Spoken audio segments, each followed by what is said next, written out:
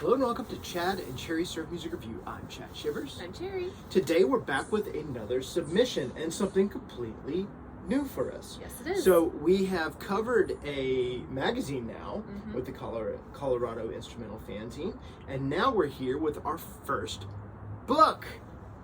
It's Sun, Sand, Surf, and Sidewalls by Tom Tourville. So I had the pleasure of meeting Tom in California, but he had actually sent this to me prior. So This is a long time coming. I wanted to make sure we got a couple of thumb throughs, read throughs, write down our information. We've had some other things to cover, and Stompfest, of course. So, but we finally made it with this beautiful, beautiful book.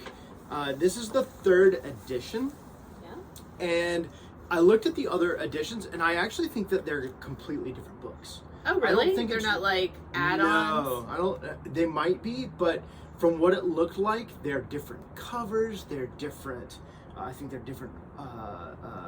Well, we'll talk about what the book is about here in a second, but different features and things like that. So it's worth having all 3. Actually, while we were there, Richard Hawes of the Mystery Men and Southern Surf Stompfest bought all 3 copies. So yeah, so very, very cool. So like I said, Tom was nice enough to send us this, and this is a really interesting book, folks. This is Tom's autograph collection, and it's almost primarily based on surf music. And 60s music, beach culture, things like that. Before we get started in depth, do we want to put on some music and cheersies? So Tom is from Minnesota, a landlocked surf music fan, as he says in the book, and so we thought we'd play Surf of the Great Lakes, which is a great compilation that came out on Sundays recently. Featuring bands from that area. So yeah, I guess the way that they get waves is from riding the waves from the sailboats. Not the sailboats, the motorboats. They get waves. It's big enough. It's a big lake. I've seen like some waves, but I don't see them being big. I don't know. But maybe they did. I don't know. I've never been to the Great Lakes. So. We are also on the alliteration theme with the Sun, Sand, Surf, and Sidewalls. Yes. We are drinking 4 Suns cocktails by Matt Pietrek, also known as and sorry if I'm saying your name incorrectly, Matt, also known as the Cocktail Wonk. And this is from the Minimalist Tiki cocktail book. Yes, that we have in our personal collection. That's right. And it's delicious and refreshing. Yes. Okay. So let's get into it. So we have this beautiful cover. It lets you know what's in store. Beautiful front and back color cover, printed on heavy duty paper. You can see on the front there's let's see, on the front we've got fantastic baggies, honeys, Jeffrey Foskett, and then on the back we have Yuzo Kayama, Jerry Cole in the surf and the spacemen, and some handbills and things like that. There's a lot of high praise for this book, which is actually, there's some in the book from people from SG 101, several Pipeline magazines, several heavy hitters in the music scene. Tom's very thorough with his collection, and also with the details that he provides within the book as well. Yes, which we'll get into a little bit, not much. This is going to be a short video, I think, for us. But there's as Cherry I think said, there's an interesting foreword by again, back to Minnesota, Dow Winslow of the Trashmen. So take your time, read it.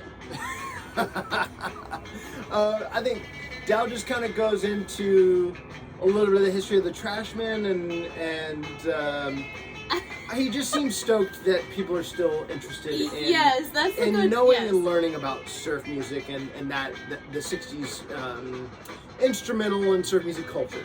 Okay, so I thought that was really cool. So this is kind of broken down into sections, so there's several sections. And we'll actually show you some of the photos. All the photos in the inside are black and white. Yes. Beautiful.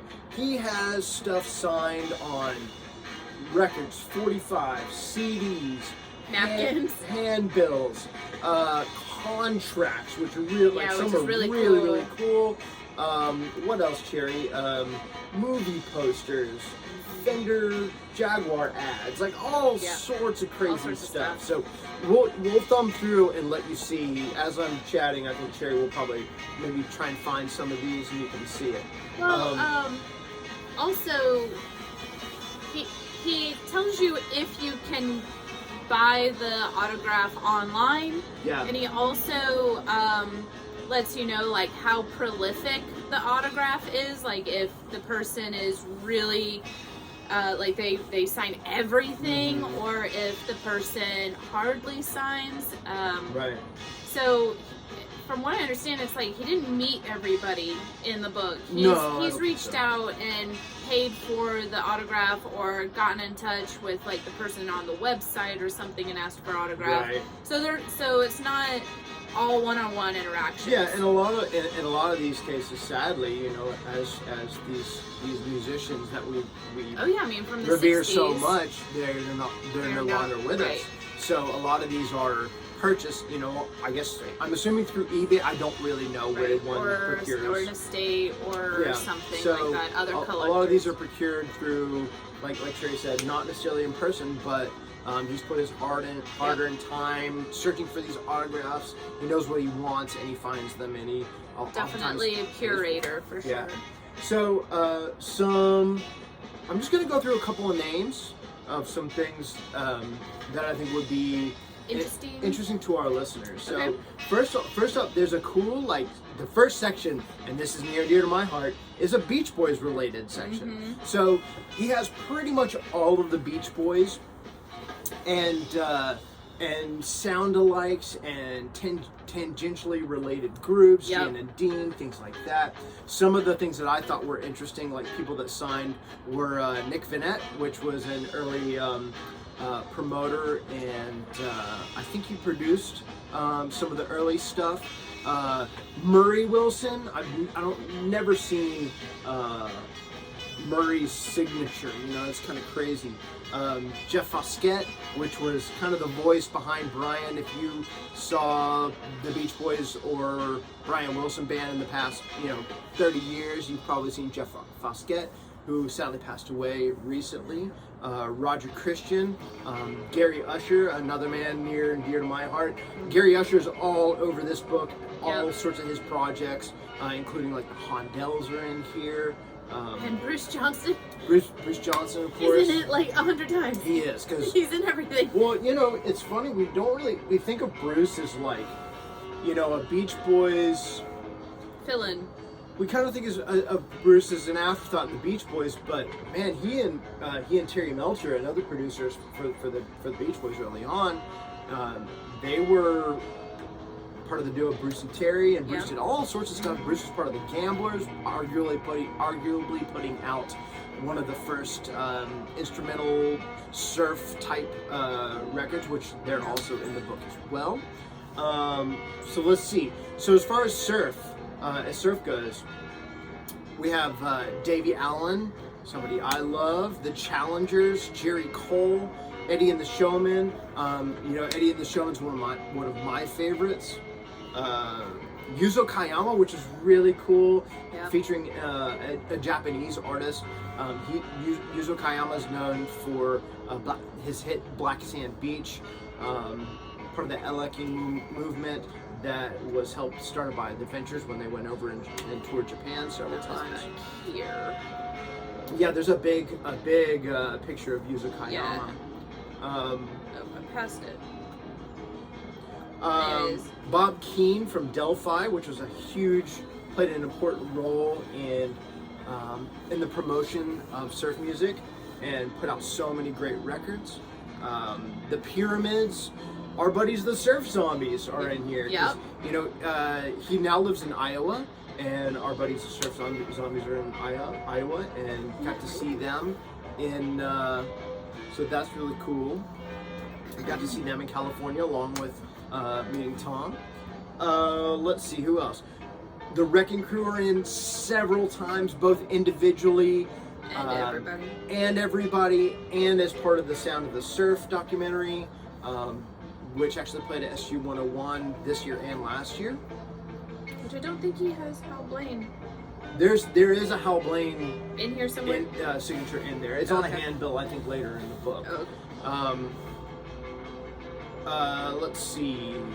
The astronauts, the handbills, like I already mentioned. There's several non-surf.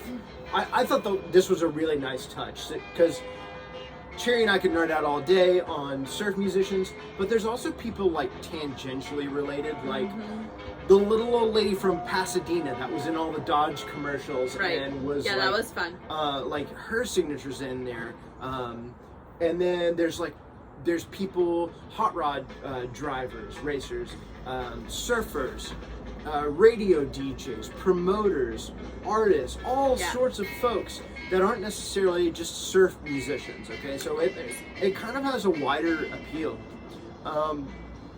Who else? There's people, other non-surf musicians that inspired surf music, like Dwayne and Eddie, and the Fireballs. There's some movie stars in there, like the actors of the Dead Man's Curve movies, which is really cool. And again, like I said, a lot of Jan and Dean related stuff. Yeah, a lot of Jan and Dean. There's a section. It's only a few people, but Australian surf. So unfortunately, there weren't like the Denvermen or the Atlantics, which might be in a different edition. So these might just be the new editions. But there are the Joy Boys, which is really cool. A band I really like. I would really like to have their record, but a lot of those Australian records are really pricey and hard to get because they just didn't make their way over here. Right. So kind of neat actually having a signature. In the back, there's a story of a radio DJ, I think in Hawaii, and there's even a little blurb on wakeboarding and an artist that sings and plays wakeboarding music. So, so there's all sorts of different sections. Really, really well done. Cherry, I wasn't really paying attention to you. You get enough thumbing through kind of some really cool images. I did, yeah. I mean, I did read through it, but there's a lot of write-ups there is of and information pertaining to the artists covered here. There's a lot of artists I was not familiar with. A lot of like really obscure records that a lot of obscure 45s by people that weren't in California in the 60s, people that may have been either later, like in the late 60s or in the 70s, or around the country. So really a kind of a global, it covers the world, really. He talks about,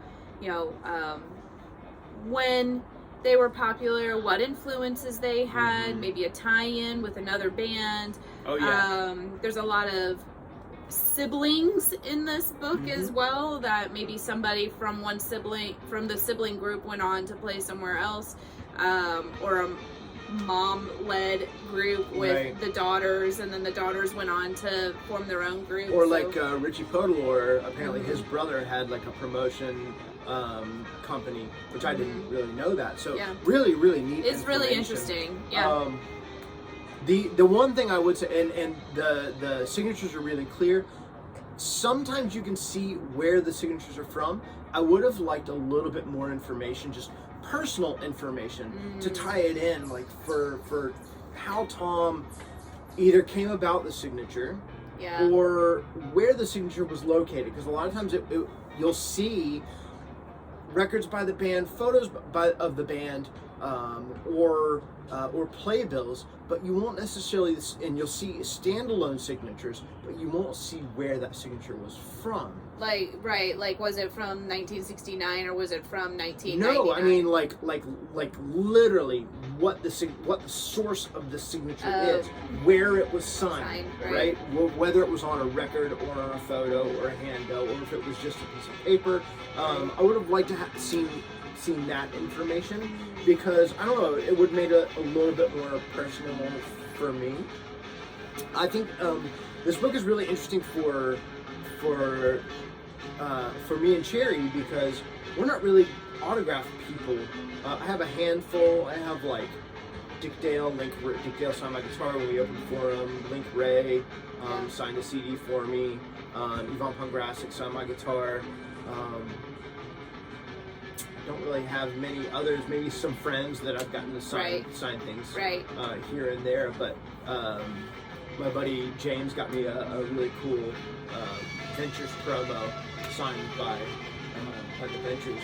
So, you know, I have a handful, but it's not something I seek. I have a friend, he runs a great page on Facebook called Music in Atlanta, and he's an autograph junkie. We'll put a link in the description of Music in Atlanta, and they've actually been really supportive of us as well. And yeah, he's a big autograph junkie. When Cherry and I were working at the CD store, he actually brought in a Square CD for me to sign, so that was really neat. So it's a really interesting look into that culture, perspective, and idea, because I'm not part of it. Yeah, it does. I think when I buy things from artists, when I buy things from authors, and they always offer to sign it, like sign a book or whatever, I'm like, okay, sure. I'm not like, yeah, you better sign it, or you know, I don't know. But that's why we have people like this. Right. We need people like this because I'm not one to really either ask about it, or it's also something historical that we don't cover that aspect of history. You know, we'll go behind the discography and the musicians, and a lot of people go into gear and things like that. But there's not as much like personal touch, which I think that's one nice thing about autographs is it has that personal touch. You're holding on to something that this person's actually touched. Right? Sure, yeah, and I get that. So I think that's pretty neat. I think it also depends on your level of sentimentality as well. Like, if you're a very sentimental person, or you plan on, you don't get rid of stuff. That's just, it's yours, and you know, that's one way that kind of adds to like you cherishing that thing or whatever. Right. I don't know, I'm not a very materialistic person as far as that. So. I, on the other hand, unfortunately, as you can see from our record collection, but well, cool. I think that's gonna pretty much do it for us. We would love to know, do you collect autographs? What's your coolest autograph? I was gonna just ask that. Yeah. So please leave a comment and what's the story behind it? Yeah, and tell us and show us a picture. I guess we really can't do that on. You don't need to show us a picture. Just tell us what you got and where you got it from, or you know how you got it. Or shoot us an email. SouthernServeStomp@gmail.com. That's right. Which you can find in the description. Along with information on how to purchase, where and how to purchase Tom's book. You can purchase it on Amazon, of course. I know everybody's loving the Prime these days, so I think you can pick up a lot of, I think all 3 editions maybe on Amazon. Yep. Support a friend, support a dude. Yeah, and email Tom and get him to sign it for you, because there you go. All the way back around. Okay. He signed ours. Yep. So we were grateful, and sent us a nice handwritten letter. Yeah. We really appreciate things like that, guys. It's incredible.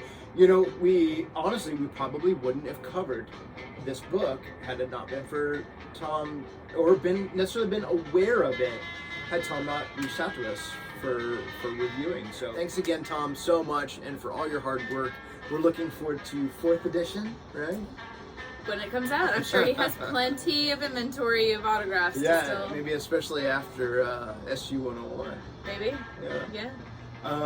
He'll have to start doing like the second wave surf. Yeah, second and third waves. Yeah, that'd be cool. That'd be cool. That would be neat. You can give him your autograph. I'll send you something, Tom. I'll send you a Frigidaires record. We'll get the Frigidaires to sign a CD or record and send it to you. So that'd be cool. Yeah. Cool. I think that's probably going to do it for us today. If you like this video, please give us a thumbs up, subscribe, and leave us a comment, again, about your favorite autograph or something. Okay? We'd love to hear from you.